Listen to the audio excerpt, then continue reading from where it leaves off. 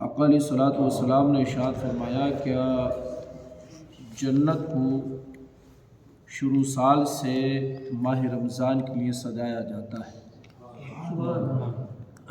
یعنی جیسے ہی رمضان المبارک ختم ہوا اور شوال المعظم کا چاند نظر آیا تو مفتی احمد یار خان نعیمی رحمۃ اللہ علیہ نے بڑی لطیف بات فرماتے ہیں کیا شروع سال سے ہی جس دن سے چاند نظر آیا شوال المعظم کا، اس دن سے جنت کو سجانا فرشتے شروع کر دیتے ہیں آنے والے رمضان کے استقبال کے لیے۔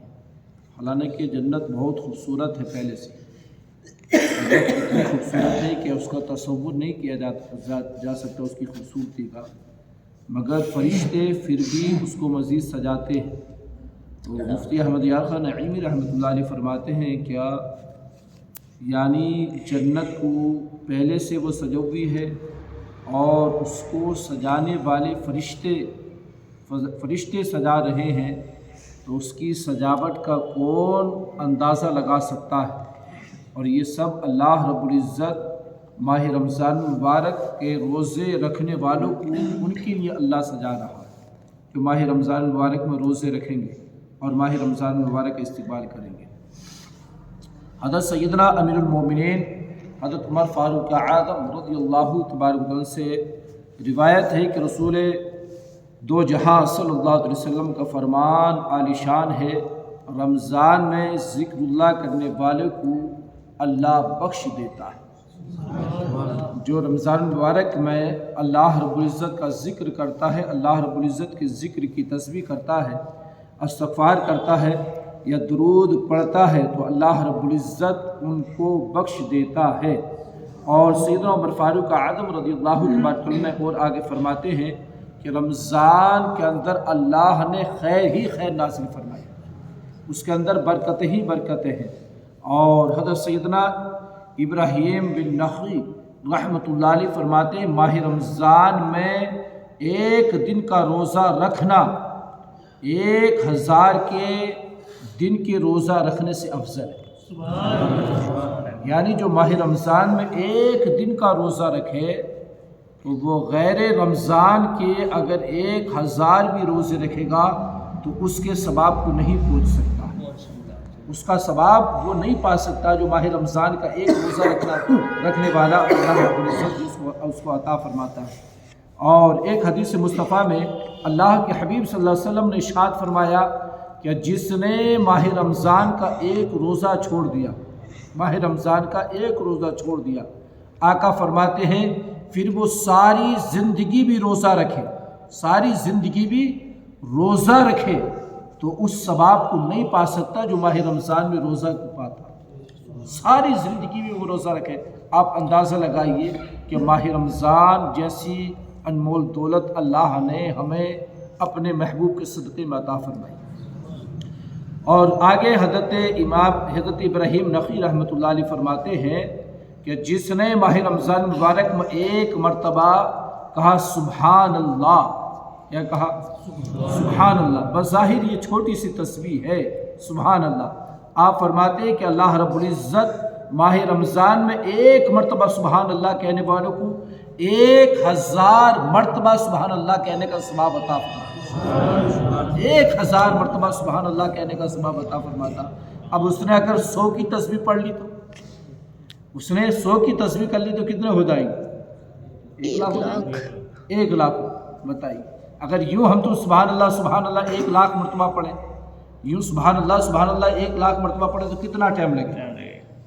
مگر یہ قربان جائیے ماہ رمضان مبارک کے کہ اللہ رب العزت نے ہمارے لیے اتنا آسان کر دیا ہے کہ اس میں اگر کوئی 1 مرتبہ سبحان اللہ کہتا تو اللہ رب العزت اس کے نام اعمال میں 1000 مرتبہ کہنے کا ثواب لکھتا۔ اور آپ آگے فرماتے جو ماہ رمضان مبارک میں 1 رکعت پڑھے اللہ رب العزت غیر رمضان کے 1000 رکعت پڑھنے کا اس کو ثواب عطا فرماتا، اور اس سے یہ افضل ہے۔ پھر آگے فرماتے اس سے یہ افضل ہے، یعنی غیر رمضان میں کوئی 1000 رکعت نفل پڑھے اور ماہ رمضان میں 2 رکعت نفل نماز ادا کرے تو یہ 2 رکعت نفل نماز پڑھنا اس کی 1000 رکعت سے یہ افضل ہے۔ اب اندازہ لگاؤ کہ کتنا اجر و ثواب اللہ رب العزت عطا فرماتا ہے۔ اللہ کے حبیب صلی اللہ علیہ وسلم نے ارشاد فرمایا کہ اللہ رب العزت نے جنت میں روزہ داروں کے لیے اسپیشل ایک گیٹ بنایا۔ جنت کے 8 دروازے، 8 گیٹ ہیں جنت میں جانے کے۔ کتنے گیٹ ہیں؟ جنت میں جانے کے 8 گیٹ ہیں۔ تو اللہ کے حبیب صلی اللہ علیہ وسلم نے ارشاد فرمایا اللہ رب العزت نے روزہ داروں کے لیے اسپیشل الگ سے ایک گیٹ بنایا۔ ان 8 میں ایک اسپیشل گیٹ ہے کہ جس سے صرف روزہ دار ہی اندر داخل ہوں، اور اس کا نام ریان ہے۔ ریان گیٹ سے یعنی روزہ داروں کو گزارا جائے گا، اور وہ آواز دے گا، ریان گیٹ آواز دے گا کہ جس نے ماہ رمضان میں روزہ رکھا ہے آئیے میرے اندر سے جنت میں داخل ہو جائے، میرے اندر سے جنت میں داخل ہو جائیے۔ تو قربان جاؤ کہ جنت کے گیٹ ماہ رمضان میں روزہ رکھنے والوں کو پکار رہا ہے۔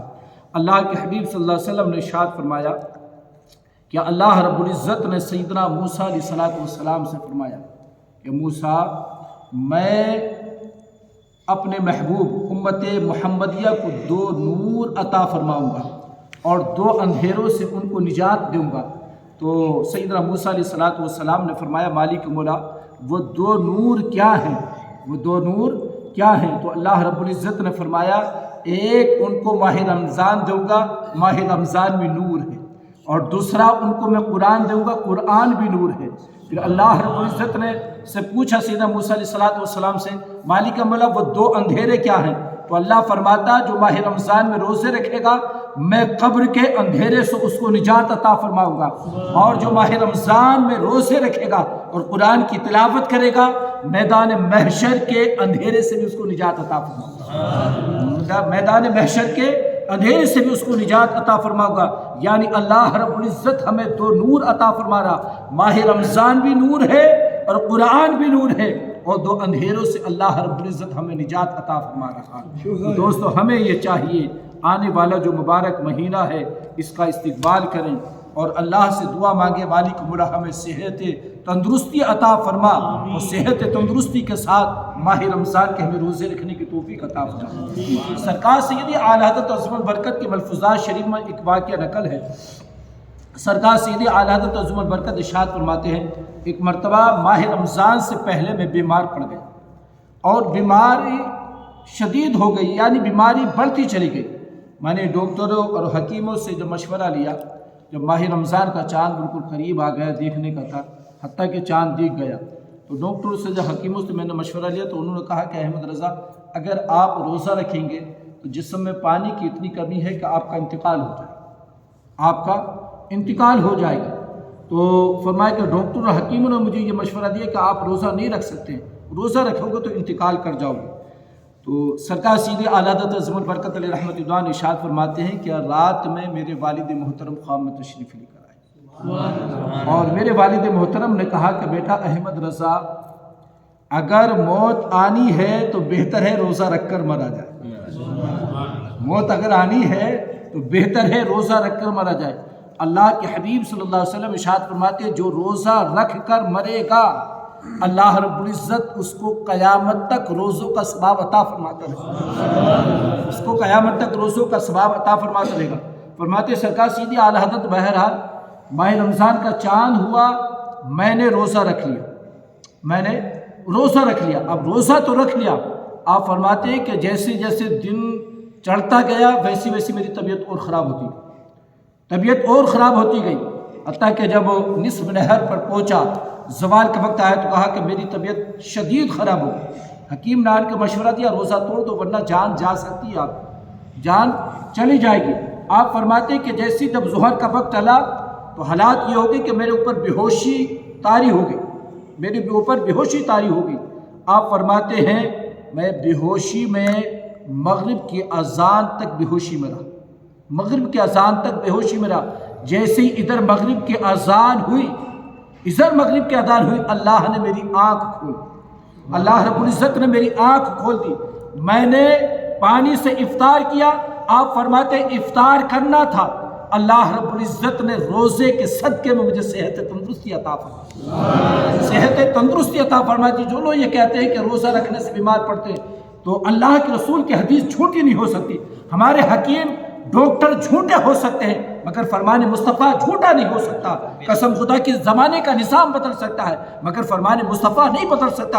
اللہ کے رسول نے فرما دیا کہ اگر صحت چاہتے ہو تو روزہ رکھو، صحت چاہتے ہو تو روزہ رکھو، اللہ تم کو صحت تندرستی عطا فرما دے گا، صحت تندرستی عطا فرما دے گا۔ تو دوستو جو روزہ رکھتے اللہ ان کو صحت تندرستی بھی عطا فرماتا، اور بے شمار بیماریوں سے اللہ روزہ دار کی حفاظت فرما دیتا، روزہ دار کی بے شمار بیماریوں سے حفاظت فرما دیتا ہے۔ تو پیارے اسلامی بھائیوں، ماہ رمضان المبارک بڑی تیزی کے ساتھ ہمارے قریب، بہت تیزی کے ساتھ۔ میں نے ابھی پڑھ رہا تھا، میں نزہۃ المجالس کے اندر فرماتے ہیں کہ جب ماہ رمضان کا کوئی چاند نظر آ جائے اور ماہ رمضان کا چاند دیکھنے کے بعد اگر کوئی 21 مرتبہ الحمد شریف پڑھ لے، کتنی 21 مرتبہ الحمد شریف پڑھ لے، تو فرماتے ہیں پورا سال اللہ رب العزت اس کے گھر میں خیر و برکت عطا فرمائے، پورے سال اس کے گھر میں خیر و برکت عطا فرمائے گا۔ اور فرماتے رات میں 1 مرتبہ وہ سورہ فتح پڑھ لے، رات میں 1 مرتبہ سورہ فتح پڑھ لے، انا فتحنا لک فتح مبینہ پڑھ لے یا کسی سے سن لے، آپ فرماتے ہیں کہ اللہ رب العزت پورے سال زمینی و آسمانی بلیات سے اس کو محفوظ کر دے گا، اس کو محفوظ کر دے گا۔